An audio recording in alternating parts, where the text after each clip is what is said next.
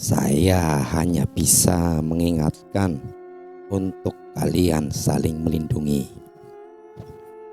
Saya rasa kekuatan iblis itu semakin tinggi. Saya tidak bisa menjamin dapat melindungi keluarga kalian. Pungkas Mbah Darmo sambil menghela nafas panjang. Letakkan benda ini di bawah bantal ibumu. Semoga dapat membantu terhindar dari gangguan iblis itu. Mbah Darmo memberikan keris kecilnya kepada Bu Mirna. Terima kasih Mbah, sudah membantu kami, ucap Pak Arya. Dia sedikit membungkukkan tubuhnya sebagai tanda hormat dan terima kasih kepada Mbah Darmo. Mbah Darmo pun berpamitan pulang dan berpesan untuk tidak sungkan memanggilnya jika ada situasi darurat. Mari Mbah, saya antar pulang, tawar Pak Arya. Dak perlu le, kamu jaga aja keluargamu. Di sini bahaya, bisik Mbah Darmo. Setelah Mbah Darmo pulang, Pak Arya langsung mengunci rapat semua pintu dan jendela dan bergegas menuju kamar Nenek Iroh. Ternyata Bu Mirna sudah duduk di kursi samping ranjang Nenek Iroh, membelakangi Pak Arya. Ma, kamu istirahat aja dulu, biar papa yang jagain ibu, nanti kamu sakit loh. Tangan Pak Arya mengusap bahu Mirna dengan lembut. Namun Bu Mirna hanya diam saja, sama sekali tidak menggubris apa kata Pak Arya. Namun perlahan tangannya memegang tangan Pak Arya yang sedang mengusap bahunya. Betapa terkejutnya Pak Arya melihat tangan Bu Mirna putih pucat dengan kuku tangan hitam dan sedikit terluka. Tiba-tiba, "Pak, ternyata kamu di sini. Mama cariin di kamar loh." Suara Bu Mirna terdengar sangat dekat di belakang tubuh Pak Arya. Pak Arya terkejut hingga badannya berjingkat dan tersentak. Suara nafasnya berat. Dia memberanikan diri perlahan memalingkan wajahnya ke belakang. Astagfirullahaladzim. Pak Arya diam, kembali menoleh ke arah kursi tadi. Sosok tadi sudah tidak ada. Ada apa Pak? Kok seperti kebingungan gitu? Enggak kok Ma, enggak apa-apa. Cuma kaget aja Mama tiba-tiba datang, sangkal Pak Arya dengan mata tetap berpendar mencari sosok yang mirip dengan Bu Mirna. Siapa tadi itu kalau bukan Mirna? Batin Pak Arya penasaran. "Pak, kita istirahat dulu yuk, udah jam segini." Bu Mirna mengarahkan jari telunjuknya ke jam dinding yang menunjukkan sudah pukul 22:50 waktu Indonesia Barat. "Bu, aku sama Mas Arya istirahat dulu ya." Tangan Bu Mirna mengelus dahi Nenek Iroh. Mereka pun keluar dari kamar Nenek Iroh, kemudian menutup pintunya dengan pelan-pelan. Rena, Rena, Rena. Terdengar suara sosok itu memanggilnya. Selimut Rena seperti ada yang menarik dari bawah kakinya. Ah, jerit Rena tertahan. Dia terbangun dari tidurnya.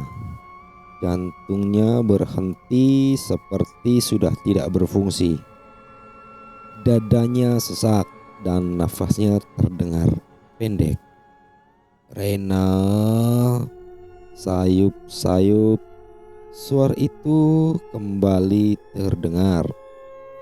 Rena mengambil bantal untuk menutupi telinganya agar tidak lagi bisa mendengar suara itu. Namun percuma. Serak, serak, serak, serak. Ternyata suara itu berasal dari dalam selimut Rena.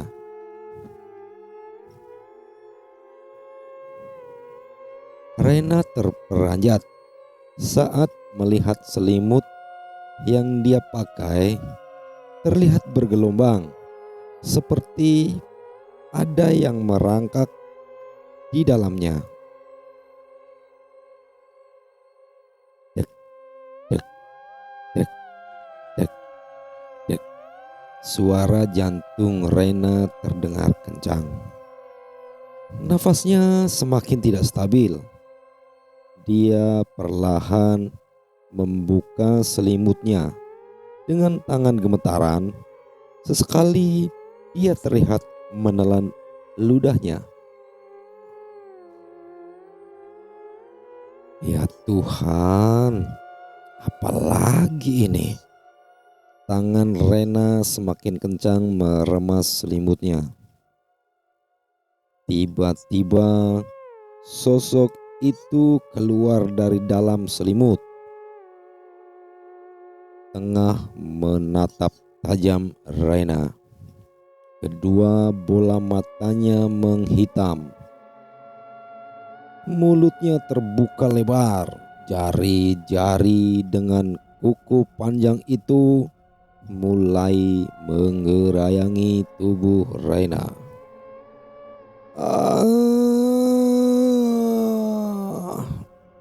Rena berusaha teriak sekencang mungkin, tapi suaranya seperti tertahan, serak dan lirih, nyaris tak terdengar. Tubuhnya kaku, keringat sebesar jagung menetes deras dari dahinya. Rena mencoba tenang. Dia memejamkan matanya sebentar. Dia terus berdoa dalam hatinya. Akhirnya Rena dapat berteriak dengan kencang. Kemal sontak terbangun mendengar teriakan itu. Dia berlari menuju kamar orang tuanya, meninggalkan Rena di kamar seorang diri. Tok tok tok tok tok tok tok tok tok tok tok tok tok tok. Kemal mengetuk pintu kamar kedua orang tuanya. Papa, Papa, Mama, Mama. Kemal memanggil kedua orang tuanya. Bu Mirna dan Pak Arya terbangun oleh ketukan pintu kamarnya dan beranjak dari tempat tidur untuk membuka pintunya. Betapa kagetnya mereka melihat Kemal sudah terduduk kaku di samping pintu. Saking ketakutannya, Kemal pun kencing di celana yang membuat celananya basah dan bau pesing. Ya Allah, Nak, kamu kenapa duduk di situ? Itu basa-basa apa? Kencing kamu? Kenapa di celana? Kenapa kencing di celana? Kan bisa di kamar mandi. Apa kamu lagi ketakutan? Iya pak, Kemal takut pak. Kakak teriak-teriak dari tadi.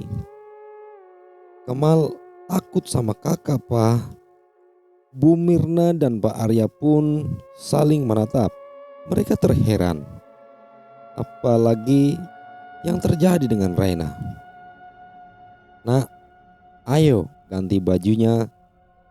Biar mama yang membantu kamu ganti baju. Biar papa nengokin kakak dulu di kamarnya. Akhirnya Bu Mirna menemani Kemal pergi ke kamar mandi untuk membersihkan diri dan mengganti pakaiannya. Sementara Pak Arya menemui Rena. Rey, Rey.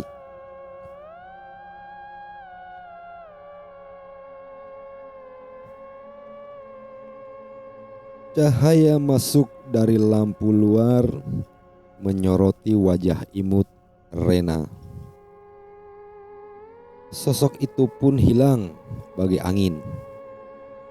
Sontak Rena beranjak dari ranjangnya dan memeluk Pak Arya. Papa, Rena takut pak. Rena menangis sesenggukan. Tenang nak, udah ada papa di sini. Kamu jangan takut lagi ya. Pak Arya mencoba menenangkan Rena dan membawanya duduk di kursi ruang tamu. Kemal dan Bu Mirna menghampiri mereka. Mereka saling berpelukan. Bu Mirna menangis sejadi-jadinya. Wajahnya bersandar di dada Pak Arya. Seandainya mama dan papa tidak mementingkan usaha yang kita rintis dulu, sampai puluhan tahun tak menyempatkan menengok nenekmu, tidak akan kejadian seperti ini. Kita pasti dapat mencegahnya dari awal. Sesal Bu Mirna. Sudahlah ma, kita perbaiki ini semua dan mencari cara untuk memusnahkan iblis itu. Kita harus selamatkan nenek. Rena memegang tangan Bu Mirna.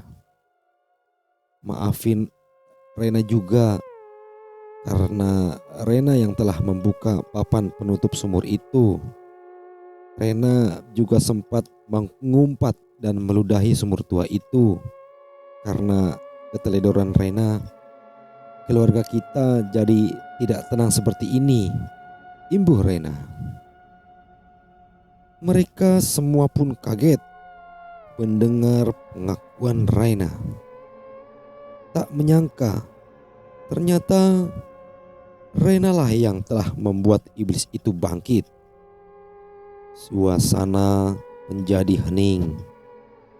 Seketika wajah Pak Arya dan Bu Mirna menjadi pucat. Mereka ketakutan. Iblis itu akan mengancam nyawa Rena. Tangan Pak Arya dan Bu Mirna saling menggenggam erat. Ya sudah nak, mau bagaimana lagi? Semua sudah terlanjur. Yang terpenting sekarang kita harus lebih hati-hati. Pak Arya memeluk mereka bertiga.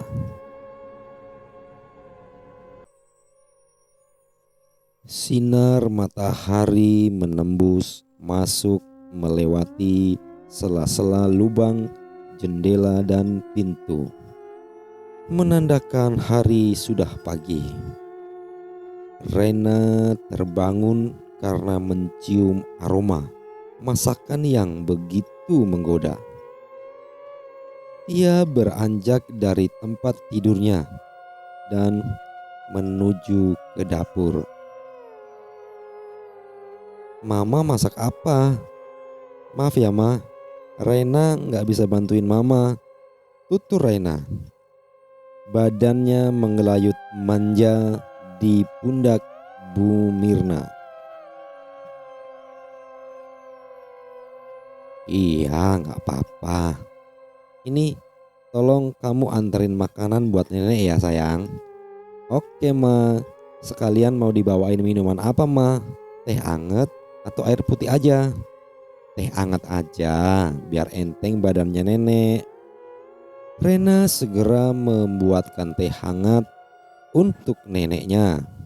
Kemudian mengantarkan makanan dan teh tersebut ke kamar nenek Iroh. Pagi Nek, sarapan dulu yuk. Nanti Rena suapin ya, sapa Rena. Dia meletakkan nampan berisi makanan dan teh hangat itu di atas meja di samping tempat tidur nenek Iroh. Krek. Rena membuka jendela kamar nenek Iroh. Hmm, hmm, hmm. Gerutu nenek Iroh tidak terdengar jelas sambil menggeleng-gelengkan kepalanya. Memang semenjak nenek Iroh dirasuki iblis seminggu yang lalu, nenek menjadi tidak bisa apa-apa, hanya terbaring di kasur atau hanya sekedar duduk bersandar di kursi.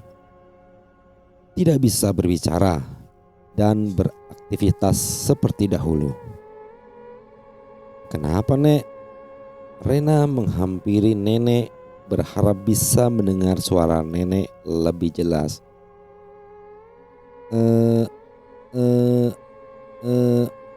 Hanya itu yang keluar dari mulut nenek. Telunjuknya mengarah ke jendela. Rena segera menutup kembali jendela itu. Udah Nek, kenapa nenek gak mau ya jendelanya dibuka? Kan biar ada udara segar masuk. Biar. Tangan nenek Iroh menyambar gelas berisi teh itu. Wajahnya terlihat marah, seperti tidak suka dengan keberadaan Rena di situ. Rena lari terbirit-birit keluar dari kamar nenek Iroh. Suara kasar nafas Rena. Kenapa Rey? Kok kamu ngos-ngosan gitu? Nenek mah, nenek, kata Rena bersandar di tembok. Tangannya memegang dadanya yang bergerak naik turun akibat nafasnya yang tidak beraturan. Bu Mirna langsung berlari ke kamar nenek Iroh. Kebetulan Pak Arya baru keluar dari kamarnya. Melihat Bu Mirna berlari, ia segera menyusulnya. Kenapa Bu? Kenapa Bu? Ada apa? Bu Mirna memegang tangan nenek Iroh yang masih bergetar menunjuk ke arah pintu kamar. Raina yang mengintip di balik tembok samping pintu kamar itu pun diminta Pak Arya untuk segera pergi menjauh. Rena, udah Arya suruh pergi kok Bu. Akhirnya nenek kembali tenang. Pak Arya dan Bu Mirna saling menatap. Bu Mirna mengerutkan dahinya, seperti bertanya ada apa. Pak Arya pun hanya bisa menaikkan kedua bahunya, tanda dia tidak tahu apa-apa.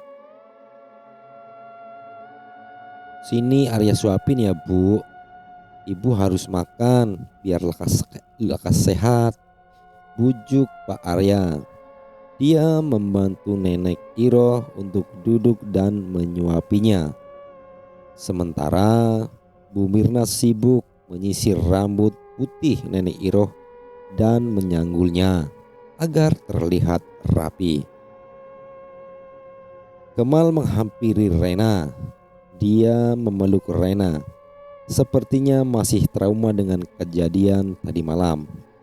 "Kak, apa keluarga kita bakalan baik-baik aja?" tanya Kemal dengan polosnya. "Kok kamu nanyanya gitu sih? Ya pasti baik-baik aja lah. Orang gak ada apa-apa kok. Kamu tenang aja. Kakak bakal jagain kamu. Mama papa juga pasti jagain Kemal. Sama nenek kok." Imbuh Rena. Dia mencoba meyakinkan Kemal. Dahinya mengkerut, sedikit menggigit lembut bibir bawahnya sendiri, mencoba tetap tegar dan kuat.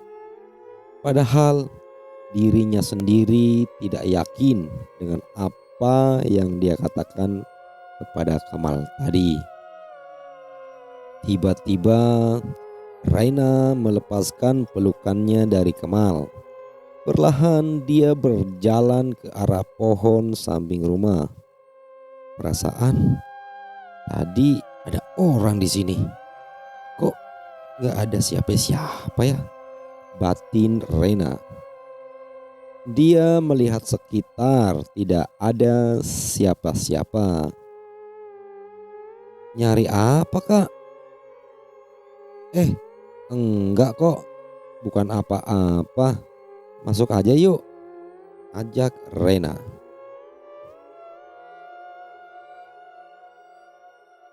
Bagas duduk di bawah pohon pinggir sawah. Dia terlihat melamun, membayangkan saat pertemuan pertamanya dengan Rena. Mata belok, hidung sedikit mancung, dan bibir kecil yang manis. Kulitnya putih dan sosok Rena yang ceria membuat Bagas terpesona. Jantungnya berdegup kencang saat bertemu dengan Rena. Membayangkan saja Bagas sampai senyum-senyum sendiri. "Gendeng apa gimana kamu le?" tanya Bu Minten mengagetkan Bagas. Ibu, enggak lah. Masa anakmu ini gendeng toh Bu?" jawab Bagas menggoda Bu Minten. "Bu, Bagas, boleh tahu nggak sih alasan ibu melarang Bagas bergaul dengan gadis pindahan dari Jakarta itu?" "Oh, dari tadi kamu itu mikirin gadis itu toh?" "Nggak gitu loh Bu." Bagas tersipu malu. "Gini lule, dulu warga di desa kita dibuat heboh karena Nenek Iroh mengidap penyakit langka. Semenjak itu warga desa takut tertular penyakit Nenek Iroh. Sampai akhirnya mereka mengusir Nenek Iroh dari desa ini. Tapi digagalkan oleh Mbah Darmo, dukun sakti yang tinggalnya di tengah hutan itu loh. Dia menjamin bahwa penyakit Nenek Iroh itu tidak menular dan dia akan menyembuhkan Nenek Iroh." Benar saja, Nenek Iroh itu sembuh. Tapi nggak sengaja di suatu malam Pak Amir lewat rumah Nenek Iroh. Waktu itu sumur di samping rumah Nenek Iroh masih seperti kebun, belum dikelilingi asbes sebagai penutup seperti sekarang. Pak Amir melihat Nenek Iroh meletakkan sesaji di atas sumur. Rumor nenek melakukan ilmu hitam pun beredar. Semenjak itu Nenek Iro tidak pernah keluar dan berbau dengan warga. Dia juga menutup area sumur itu dengan asbes. Warga pun takut dengan kelakuan Nenek Iro, ibu imbuh Buminten. Oh, jadi itu toh yang bikin warga juga menghindari keluarga Nenek Iro, tanya Bagas penasaran.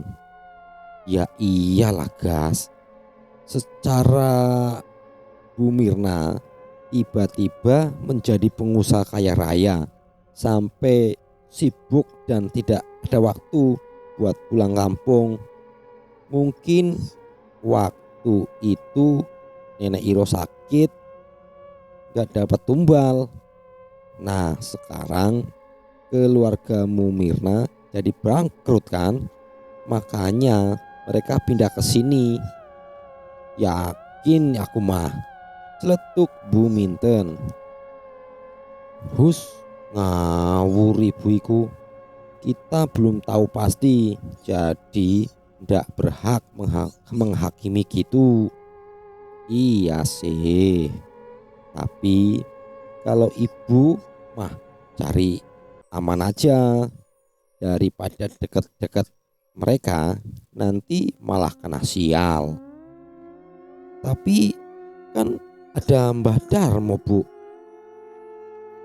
Ya nggak mungkin lah Nenek Iro kayak gitu. Kalau beneran mah Mbah Darmo pasti udah berpihak juga ke warga dan ikut mengusir Nenek Iro. Ah, sudahlah, ayo pulang aja, udah sore. Buminten bangun dari duduknya dan beranjak pergi meninggalkan sawah. Aku harus kasih tahu Rena soal ini, kata Bagas dalam hati. Dia pun menyusul ibunya pulang.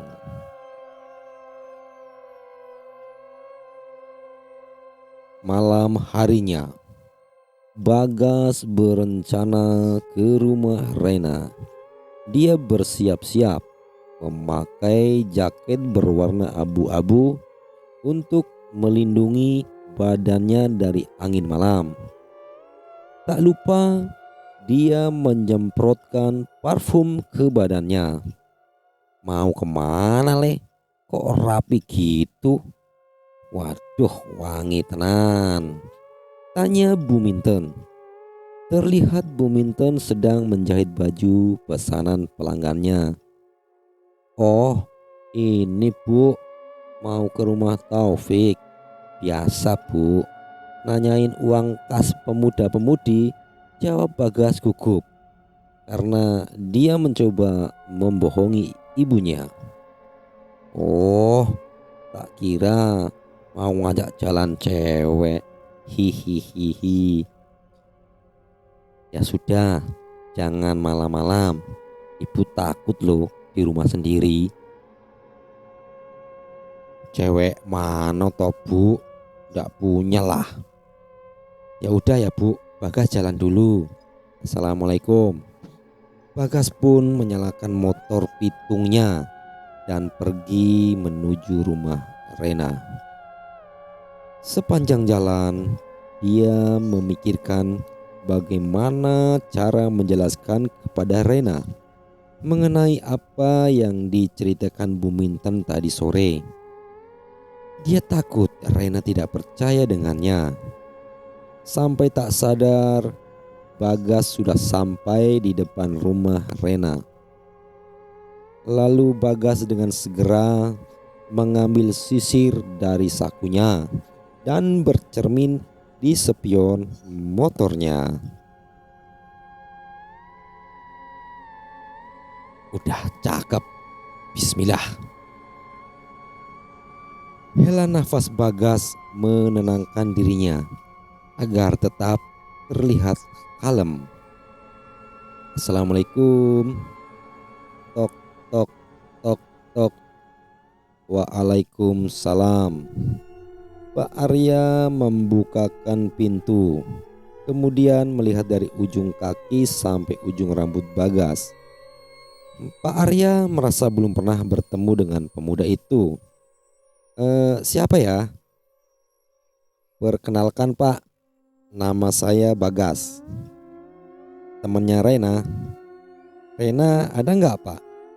Saya mau nawarin Rena gabung organisasi pemuda-pemuda desa kita Pak. Tutur Bagas. Dia bersalaman dengan Pak Arya. Oh alah, iya. Sebentar ya, Bapak panggil Rena. Kamu duduk aja dulu. Pak Arya mempersilahkan Bagas duduk di kursi teras rumah. Rena, ada temen kamu tuh. Papa suruh dia tunggu di luar. Temuin dulu nak. Iya, siapa emangnya Pak? Tadi sih dia bilang namanya Gas-Gas itu. Oh Bagas. Nah iya, itulah pokoknya.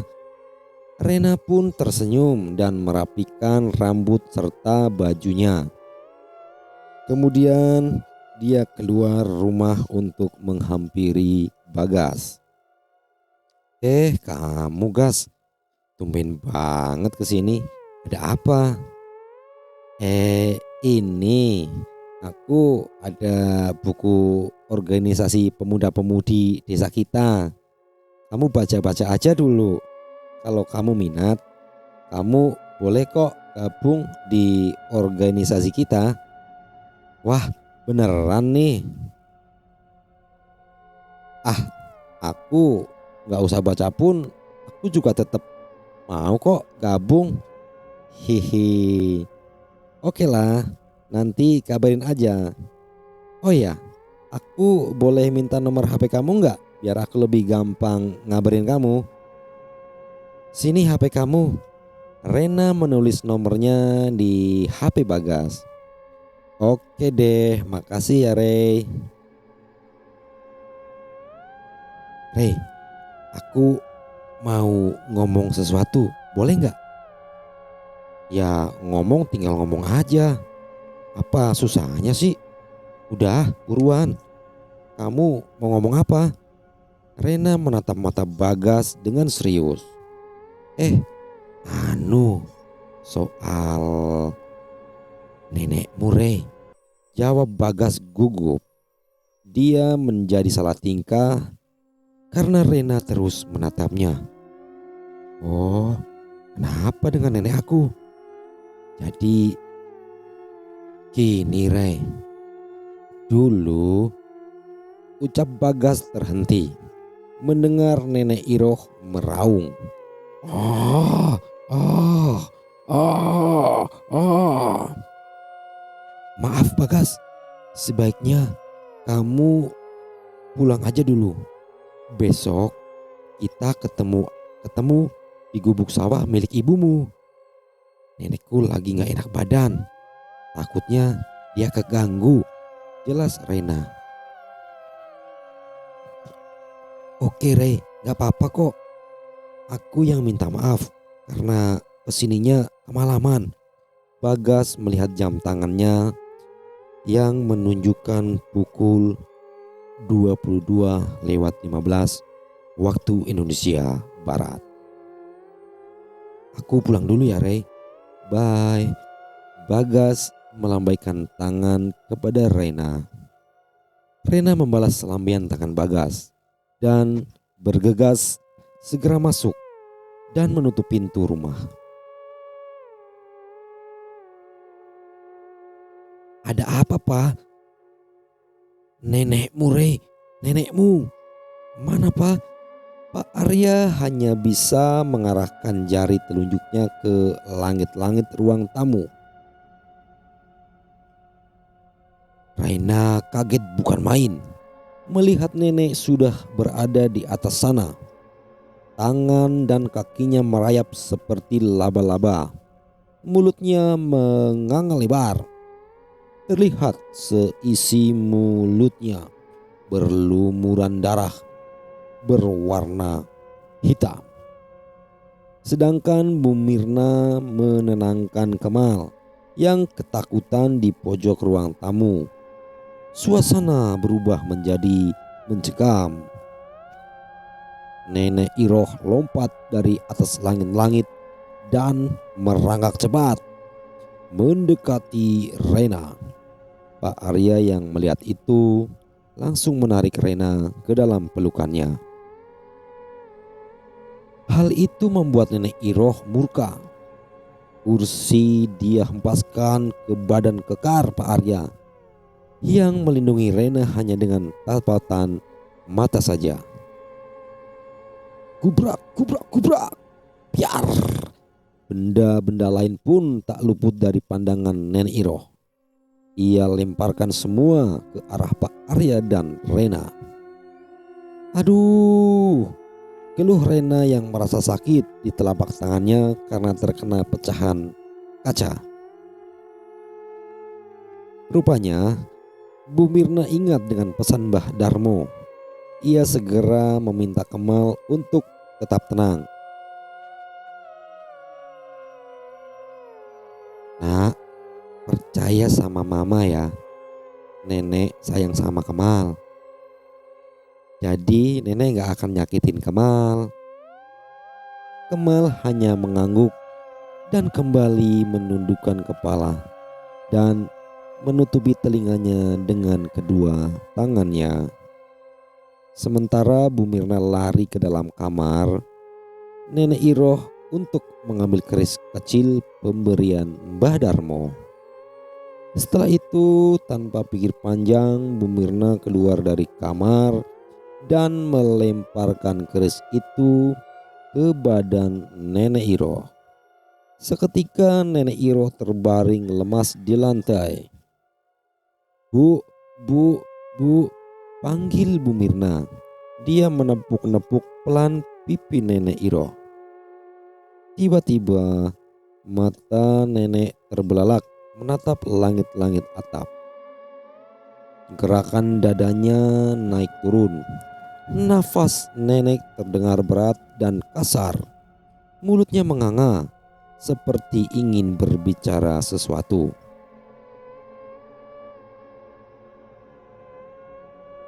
Ada apa Bu? Ada apa?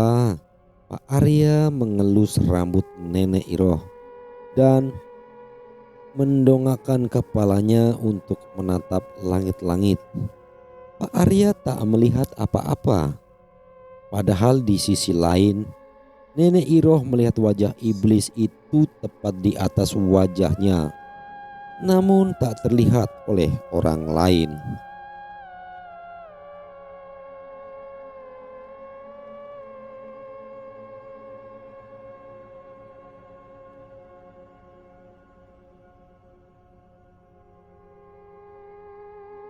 Kemudian mereka membawa nenek kembali ke dalam kamar untuk beristirahat.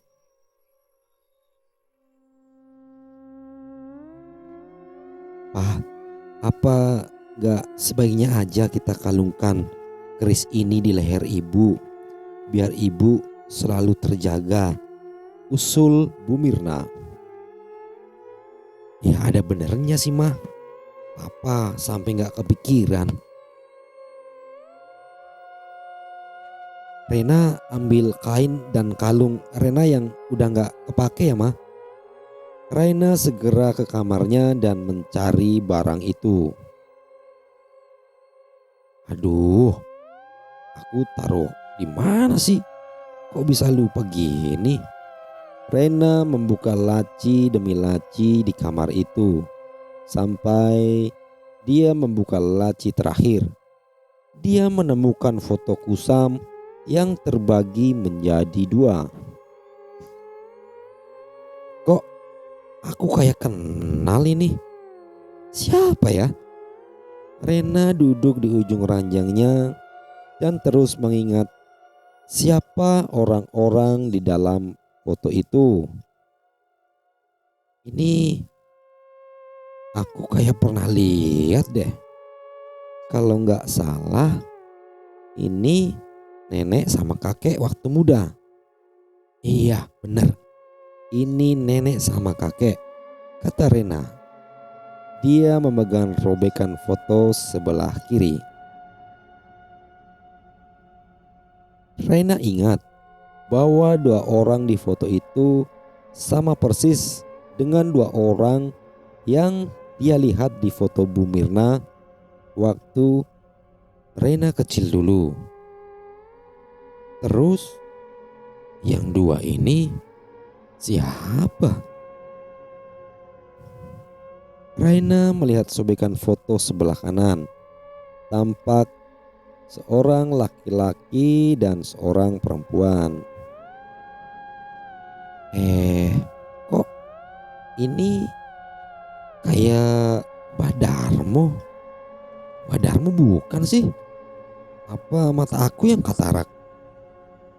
Rey, panggil Bu Mirna. Raina terperanjat mendengar suara Bu Mirna memanggilnya. Iya ma, sebentar ya, belum ketemu nih. Raina segera menyimpan foto itu di dompetnya. Dia melanjutkan mencari kain dan kalungnya. Nah ini dia. Raina akhirnya menemukan kalung itu di dalam laci lemari pakaian paling bawah. Dia segera kembali ke kamar neneknya. Nih Pak, Papa yang rakit ya. Rena nggak bisa. Kemudian Pak Arya merakit kalung itu dan setelah selesai dia memakaikannya di leher Nenek Iroh.